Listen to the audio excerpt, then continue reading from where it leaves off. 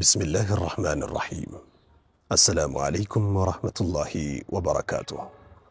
أعظم سؤال من رب العالمين وجه للعالمين قافي قدتشا موتي عالم الرا قرى عالم توت إساتتي ربي نركي قرآنك ست ربين إرقسينا نبي الله إبراهيم دبته إرابه بودا قال على لسان خليله إبراهيم على نبينا وعليه الصلاة وأزكى التسليم فما ظنكم برب العالمين.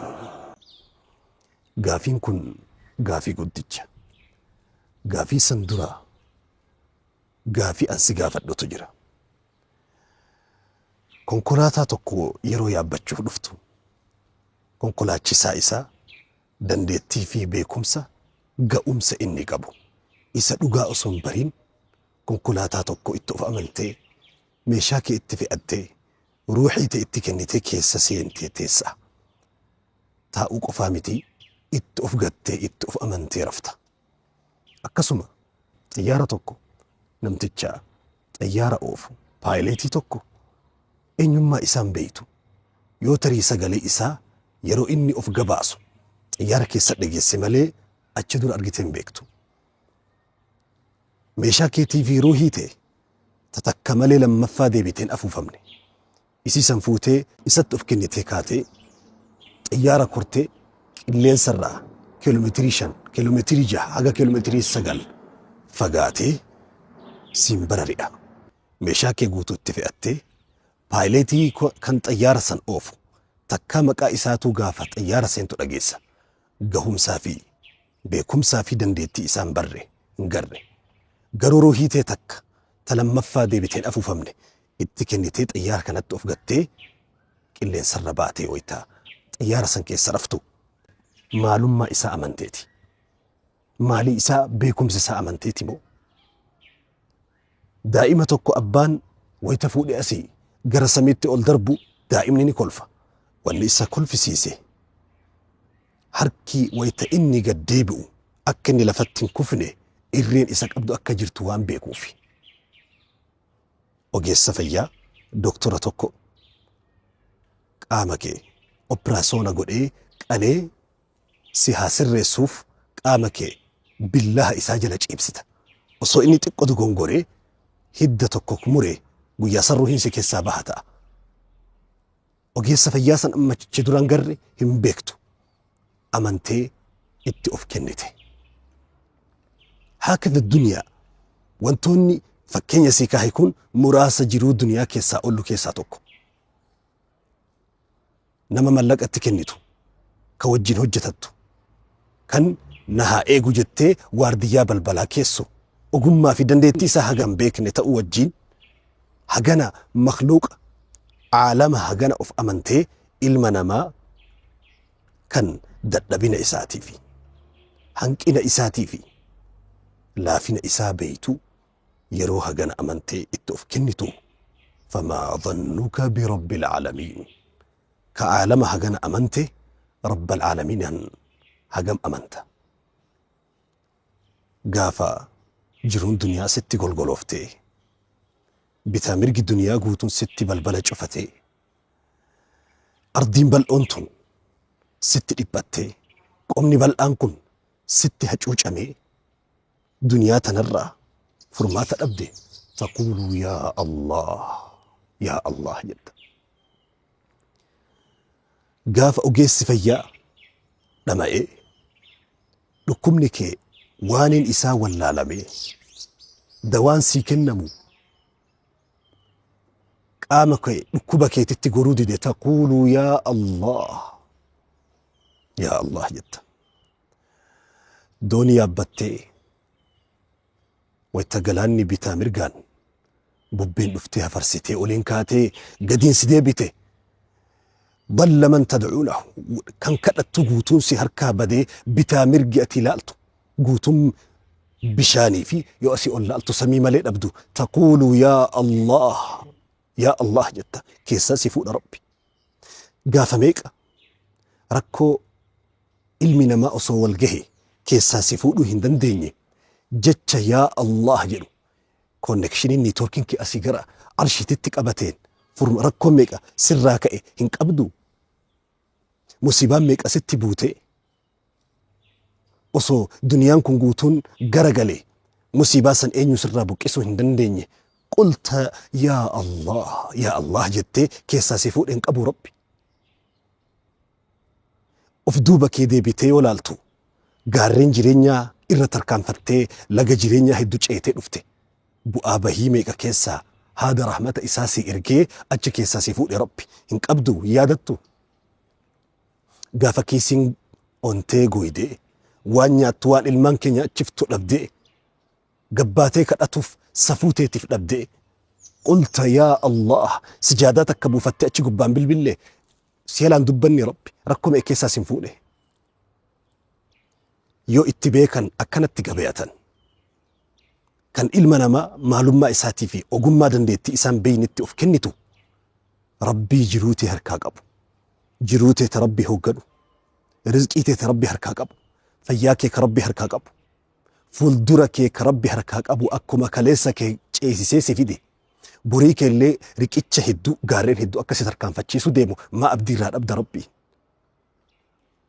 جاء في الصحيح عن جابر بن عبد الله رضي الله عنه قال أوصانا رسول الله صلى الله عليه وسلم قبل موته ب3 أيام فقال لا يموتن أحدكم إلا ويحسن الظن بالله جابر بن عبد الله أكن أجد إيقاباسي نبي محمد صلى الله عليه وسلم وصو الدنيا تنران ديمين guyyaa sadi dursanii dhaamsa jabaa tokko nuu dhaaman jedhe osoo isaanuu duniyarraa deemiin guyyaan sadi gaafa isaanii hafu dhaamsa kana nu bira kaa'atan jedhe nabi Muhammad dhaamsa guddaadha waggaan 23 booda eega dhume dhaamsi kun cuunfaa jireenyaati guduunfaa lubbuu addunyaa tanaati maal jedhan nabi Muhammad laa yamuutanna ahadukum tokkoon keessan du'ee akka rabbiin biran dhayne illaa wa yuhsinu dhanna billah rabbiin biraa osoo abdii gaarii qabaatu malee jedhan rabbina salphisa na xiqqeessa jahannamin na darba na jibba naan araaramu jechoota kan of keessaa dhiqaa abdiin teessan abjuun keessan guddina fageenya dagaagina bargaagina akka tahu rabbii keessan biraa qabaadhaa osoo abdii gaarii isa biraa qabdan malee hin dhufina rabbiin bira jedhan nabi Muhammad sallallahu alaihi wasallam kanaaf ulamaa'ni duraanii maal jedhan warri salafa duraan dabran nama sakraa du'aa seene machiin du'aa isa cuunfite bira taa'anii ma'asiyaa isaatiin dogongora isaatiin yakka duraan inni laaqaa dhufeen isa sodaachisuun hin ta'u jedhan bakka sakraatitti rahmata rabbi qofatu haasahama jedhan ulamaa'ni akka inni abdii godhatee rabbii ofii bira dhaqu qiila li'ahadi saalihiin namticha tokko isaa ruuhiin keessaa bahuuf kaate innaka satamuut du'uu deemtaa bar jedhaniin faqaal yoo du'e eenyuun bira dhaqa jennaan qiila lahu cinda rabbil caalamiin bira deemta jedhaniin isa khayriin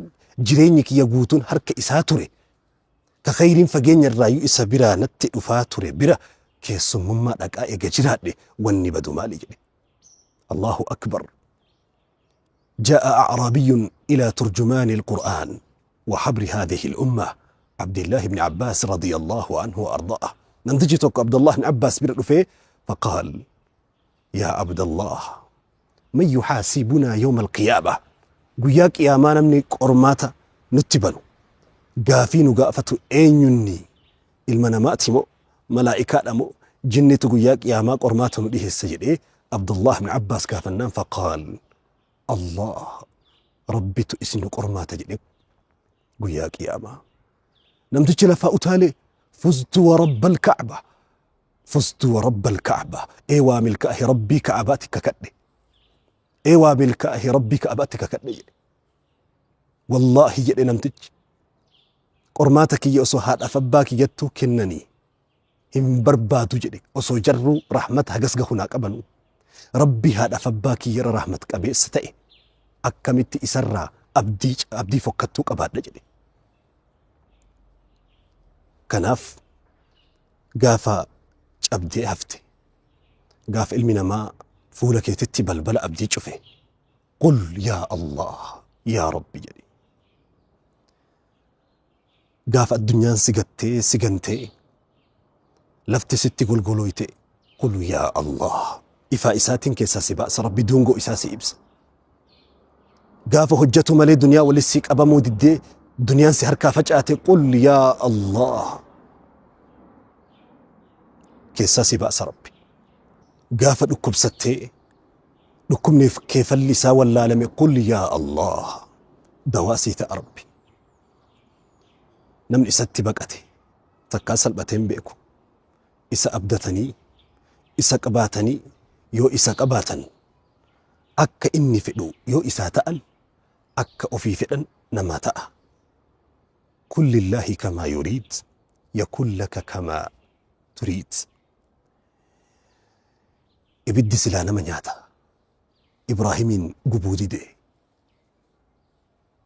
Bishaan silaa nama liqimsa. Addunyaa guutuu fudhatee nama 82 fi Nabiyyallaahi Nuuhin liqimsuu dide bishaan addunyaa guutuu haguuge. Qurxummiin gaafa nama liqimsite, nama affeeltee achi keessatti nama shamsite ture. Garuu bahri liqimsee bahra keessa qurxummiin liqimsitee Yuunusiin baaftee tufte. Gaafa dulloomanii lafeen nama laafte ilmoo argatuun hin danda'amu ture. Garuu Zakariyaa alayhi salaam waggaa 90 olitti Rabbiin Yahyaa badhaase. Lam naj'al lahu min qablu samiyyaa. Ilmi namaa addunyaa guutuu qabee mallaqa ramadee namni Muhammadii fi Abaabakriin du'aa fi jiraa isaanii fide. Gaala 200 badhaafama jettee Qurayshi lafa keesse. Godaa fi gaara duraan beekan gubbaa bayanii Nabi Muhammadii fi Abaabakriin arguu dadhaban. Laa tahzan inna Allaha ma'anaa. Rabbiin wajjin jira. Homaa yaadda iyya Abaabakri jedha Nabi Muhammad. Rakkoolee yoo dubbanne keessaa bahuu hin dandeenye hedduu keessaa Rabbi banii Aadam fuudha. Garuu dubbiin eessa? Jaa'a fi الحديث القدسي. حديث القدسي كيسا في جرا صحيح بخاري في مسلم كيستي.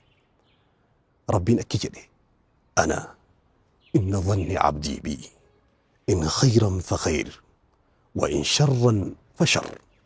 أنا بكا قبرتش كنكو نأبدا تجرا يو إني خيري بربادي تلتو وانقاري فولي برانقها فولي إساكنا وإن شرا فشر يو إني همتو بربادي همتو مسان إسا برانقها قدوم إسيان ديما فليظن بي ما شاء.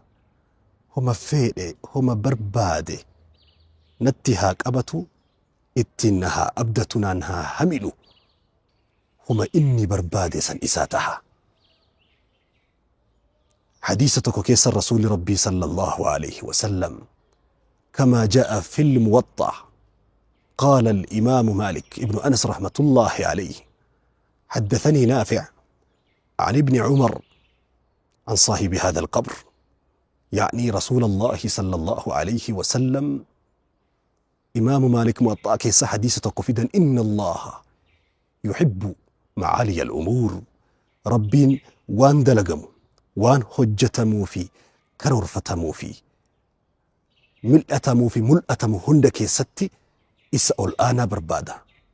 ويكره ربي نجب وانتوتا قدئ آنا دنيا الرا آكر الرا كرورا فيك إنو منا ملأت أفدرا في كرورك أبدو هندك ستي وانتوتا قدئ ربي نجب.